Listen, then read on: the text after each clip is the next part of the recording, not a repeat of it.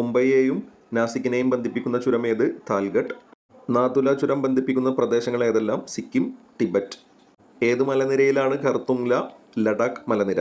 ഏത് മലനിരയിലുള്ള ചുരമാണ് ബനിഹാൾ, പീർപ്പാഞ്ചൽ? ഷിപ്കില ഏത് സംസ്ഥാനത്താണ് സ്ഥിതി ചെയ്യുന്നത്? ഹിമാചൽ പ്രദേശ്. സസ്കർ മലനിരയിലെ പ്രധാന മലമ്പാത ഏത്? ഫോട്ടുല. ഘോരൻഘട്ട് ചുരം ഏത് സംസ്ഥാനത്താണ്? രാജസ്ഥാൻ.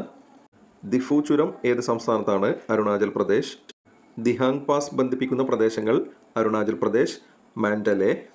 പശ്ചിമഘട്ടത്തിലെ ആകെ ചുരങ്ങളുടെ എണ്ണം എത്ര? 16. കാശ്മീർ താഴ്വരയിലേക്കുള്ള കവാടം എന്നറിയപ്പെടുന്ന ചുരം ഏത്? ബനിഹാൾ ചുരം. മുംബൈയെയും പൂനെയെയും ബന്ധിപ്പിക്കുന്ന ചുരം ഏത്? ബോർഗട്ട്. മൗണ്ട് ഗുരു ശിഖറിനെയും മൗണ്ട് അബുവിനെയും ബന്ധിപ്പിക്കുന്ന ചുരം ഏത്? ഘോരൻഘട്ട്. ലിപുലേഖ് ചുരം ബന്ധിപ്പിക്കുന്ന പ്രദേശങ്ങൾ? ഉത്തരാഖണ്ഡ്, ടിബറ്റ്. പുരാതന സിൽക്ക് പാത കടന്നുപോകുന്ന ചുരം ഏത്? നാതുല. ഇന്ത്യ, നേപ്പാൾ, ചൈന എന്നീ രാജ്യങ്ങളുടെ സംഗമസ്ഥാനത്തുള്ള ചുരം ഏത്?